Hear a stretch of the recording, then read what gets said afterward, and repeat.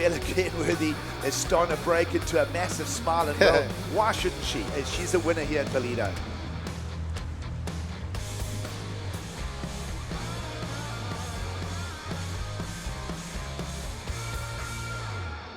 All right, we're here with CT Rookie Bella Kenworthy. Thank you for joining me, Bella. Thanks for having me. Okay, so I'm going to start off this with some show and tell, okay? Because I dug into like the 90s container and I found this right here. And what this is, that's the Salt Creek Corps, and it was a crew of people back in the 90s, and your dad was one of that crew in the Salt Creek Corps. Jason Kenworthy, great surfer, also an incredible surf photographer. So I've known your father for a long, long time. So I've kind of been watching on the sidelines as kind of a proud uncle, and watch how fast you've graduated through all the ranks. Congratulations on making the championship tour. How does it feel? It feels really good. It was kind of like unexpected this year, but yeah, it feels amazing. And you have quite a large surfing family, right? Yeah, I grew up, my dad like has taken us to the beach every day since I was like literally born. All my siblings surf, and there's 5 of us. So we kind of are just like at the beach all day long. And yeah. So 5 siblings. 5 siblings. You guys are like the Insta crowd right there. Like anywhere, they're like, oh no, the Kenworthys are coming. That's basically how it is. Clear the lineup. And so what is your local break? Lowers. Lowers. Tell me about Lowers. Seems hectic. It's very hectic. It's hard to get waves. It was definitely a struggle growing up, like getting waves. I had a lot of sessions that were one wave. But yeah, it's a really good wave to grow up at, and it definitely like pushes your surfing. Yeah, and it's going to be a stop on your maiden year on the championship tour as well. That was a quick ascension, just 2 full years on the Challenger Series, and now you're on the CT. Talk to us about your path. Yeah, so the first year on the Challenger, it was like very much a learning year for me. I was so nervous. Like each heat, I was like, oh my God, like this is so scary. Like these girls are so good. And then the start of this year, I actually did really bad. I think I lost like first round at Snapper, and I was like, oh, like, yeah, like whatever. And then like I like didn't do that great in like any of the Australia comps, and I was like, oh, okay, like I'll just like learn this year. And then like all of a sudden I like started like doing good, and I was like, oh, like I actually could like qualify this year. So it was definitely like a quick like. When did that realization happen? When did you realize, okay, hey, look I can do this. I'm right there, because you were the first actually to qualify for the championship tour out of the rookies. Yeah, I think I realized after I won Ballito, I was like, oh, okay, like with a win, like I need like a couple more results, but like it puts me in a good place to like be able to get there. So I was like, okay, like you could do that. And then after US Open, when I got second, I was like, okay, like I just need like a quarters now. And you were really clear on that. You confirmed your position over in Arizona. You didn't even have to go to Sakurama. You stopped the year early. Yeah, that was actually a really hard decision to make, to stop the year early. I almost went to Sakurama, but then I was like, I did not expect to make the tour this year, so I feel like I don't necessarily have all the experience I would like in the like better waves. So I was like, I'd rather like whatever, like make my rank lower and like get experience in better waves to prepare me for the CT than to like finish at a higher rank on the Challenger. Yeah, I mean, you finished off the year number 2 on the Challenger, so you're the second highest seeds out of everyone coming out of there. But you talked about your preparation. What have you been preparing for the championship tour? What's the preparation been looking like? Yeah, I went to Indo for a little bit just to like, even though like that's so perfect, but like just to get better in good waves. Like, I feel like I've spent most of my time here in California where it's like not that great all the time. So just like working on like backside barrel riding and just better surfing. Yeah, because backside barrel riding may be coming into play at the very, very first stop. You talk about your anticipation of the opening event over there at Pipeline.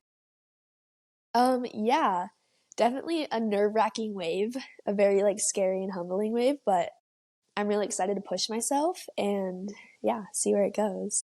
Yeah, and I feel, Bella, you're part of, and we talk about it, it's almost cliche, but we talk about it a lot, in that there's a changing of the guard in women's professional surfing. And at just 18 years old, I have to put you as part of that changing of the guard as well. How do you feel about the movement that's coming from some of the younger surfers now looking forward to the 2025 championship tour? Yeah, it's crazy how good like all the younger girls are getting. Like the generation that I grew up in was like such a good generation to grow up in because everybody pushed each other from like such a young age. Like we were all just like, yeah, like you had so many people to like push you and like lead by example. And then like even like all the younger girls in the next generation below me are so good. Yeah, I mean, you guys came up in a wave, and it started really early. There was the Pink Helmet Posse. Can you tell me a little bit about the Pink Helmet Posse? That was when you were a super grom. Yeah, it kind of just like came about because me and my like two best friends are like at the skate park every day in our pink helmets, and people would just call us the Pink Helmet Posse. I think we were like 5 or 6 when it started. And your two best friends at the time were? Sierra Kerr and Rella Murphy. Yeah, and Sierra, she's cleaning up right now on the QS over there in the APAC region. She's going to be on the Challenger. She may be joining you in your sophomore year on the championship tour. And speaking of the championship tour and sophomore year, to make it to the sophomore year, to a second year, you get 2 more events in 2025, 7 events before the cut. You're feeling on those extra 2 events and just that path, the pressure of the first half of the year when there is that mid-season cut. Yeah, it's definitely a bit like definitely more pressure and a little bit more stressful, but adding the 2 more events definitely like makes it, I don't know, it seems like I don't like know what it would be like, but it seems like it would make it a little bit like a little bit less pressure to get it done because there's like more opportunity to like experience what it's like on the CT, I guess. Yeah, for sure. I mean, look at so Pipeline, Abu Dhabi, Peniche, Punta Roca. Then we got the Australian legs, Bell, Snapper, and Margaret River before that cut. Any of those events that you're highlighting that may be a strength for you in those first 7 events? You can pick a couple. Um, I honestly like don't know. I haven't really been to too many of these waves. Um, maybe like anywhere I can go backside I really like, Okay. and also any of the right point breaks. I guess I'm excited for almost every wave. I don't I know. know that's the whole list, right? It's pretty much the whole list right there. Yeah, no, it's an exciting year. It's going to be jam packed. It's going to be a very tight window. There's going to be a lot of traveling. Do you have anyone you're going to be traveling with? Do you have a coach, or what's the plans as far as the support squad? For support squad is actually like kind of up in the air right now. I'm not gonna I don't think I'm not like really sure on what my coach is gonna be like yet. Um, I might just like kind of like use probably someone that's like really good at each spot is maybe the goal for this year. And then I'm kind of just gonna like float around. I have a couple friends on tour, so I might stay with them for a couple. My dad might come to like 1 or 2, maybe my mom at 1. I don't know. I guess we're gonna see. So still up. Prep with equipment. I know you're on Channel Island surfboards. Have you been dialing in your quiver for the tour? Yeah, CI is the best. They've given me so many boards, so I've just been, yeah, trying out my quiver. I've been riding like the same board for like the last year, so I kind of just like know what I like, and they've just given me a ton of that board. Yeah. Can you share with us what model that is that you're riding? Um, I believe it's called the Rocket Rook. Okay. So it's a combination between a rocket and a rookie, a kind of a hybrid Ye- model, kind of just for you. Um, yeah, it's kind of like a combination, I think. What are you excited about? What are you excited about for the tour? I'm just excited to, I don't know, it's kind of, I guess it's just like the dream tour, so it's just like exciting to like make it here. I don't even know. I don't know what to expect, so I don't really know what to be excited for. But like I'm just excited to go to all these like really good waves and get to compete there and get to like experience all these cool like new places that I've never been. And yeah. Yeah, it's rad. Inspiration for you. You've grown up, literally have grown up around professional surfing. You have any surfers that have inspired you on the way up? Yeah, definitely Carissa's been like a huge inspiration for me like my whole life. She's kind of like my auntie, like she's just like been around me like my whole life, so I've definitely like looked up to her. Yeah. I think Carissa like really ID'd you really at a very young age, like, hey, watch this surfer right here. She's on the come up. Um, and any other influences that you've had, even amongst your peers? Yeah, I grew up like surfing with Katie and Sawyer, so I feel like they've definitely been like huge inspirations to me. Like just like getting to grow up, I'm like a year or so younger than them, so like just getting to like grow up and like watch them and like compete against them when I was younger was like really cool. Is there any pride? I mean, do you guys feel, I don't know if you discuss it, but do you have any pride with all of the young women that are coming up? You guys, like you said, you're from similar generations, you're a little bit younger, but from what Katie's done, she's been sent shockwaves through women's professional surfing, and Molly Picklum, you talk about your other friend, Sierra Kerr, uh, so many of these young surfers, Sawyer as well. Do you guys feel like a sense of pride? Is there a movement amongst you that you feel? Um, I don't know if we necessarily like completely talk about it, but like I feel like we like all just have like grown up like kind of like we've all been friends since we were really young, so we've all just like grown up like being so happy for like each other's like accomplishments, and like it's just like so cool to like see like what everyone's doing and like pushing. And speaking of pushing, what about progression? I mean, I feel we take a look at you, we take a look at Sierra, we see what Katie's done, we've seen what Aaron's done, we've seen the air game coming into play. Talk to me a little bit about progression that you feel that's happening in women's surfing. Yeah, I feel like women's surfing is definitely like progressing a lot. We kind of I feel like we just like all like grew up like trying airs together, and like we like surf together so much that we like see like someone do like such a sick air and we'd be like, oh, like I want to do that, like like try it. And I feel like we've all kind of just like pushed each other like to get better at stuff like that. And it's true, and we're watching it unfold in front of us with wave systems. Has that come into play with developing your air game as well as skateboarding? A couple of things that maybe sets your generation a little bit apart in that it seems like this is the first generation of consistently pulling airs for women. Yeah, I think that skateboarding was like a big factor. I know like especially for me because I grew up like competitively skateboarding. It really helped like my airs and progression in surfing, and I'm pretty sure I think everyone else like grew up knowing how to skateboard too, like Sierra and Katie and even Aaron. I think like we all like grew up skateboarding. So it definitely like helped our progression of airs for sure. And then just going to wave pools, we've all like been to a decent, or we've all been to like Waco and like wave pools with air sections a decent amount of times. That's really helped us as well. Yeah, that repetition. I mean, I see it just happening, and I see it's been a big thing. We're looking forward to that.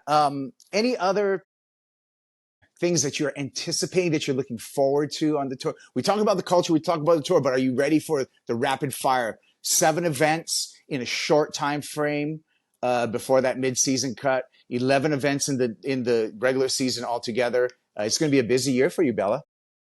Yeah, I really like competing. So I'm really excited just for like the rapid fire. And like getting to go like yeah, I loved like surfing heats and competing, so I'm super excited to have a bunch of events back to back. It definitely seems like a very hectic year, but like I feel like as a rookie, like it's very exciting. Are you excited to really? I mean, to prove yourself, and right from the get go, you're getting thrown into the gladiator pit over there at Pipeline.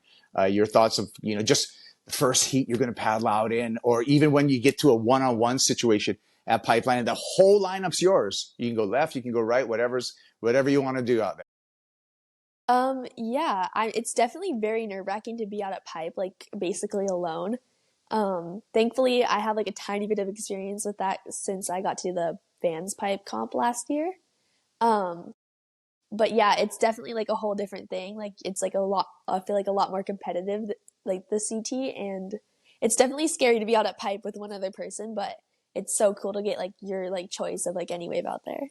Right, it's a lot of opportunity, and I feel like it's a lot of opportunity to for all the competitors. So look forward to that. Any any trivia that we don't know about you? I mean, the world's just getting to know Bella. The surf world is just getting to know Bella Kenworthy. Anything you can tell us about that hasn't been covered?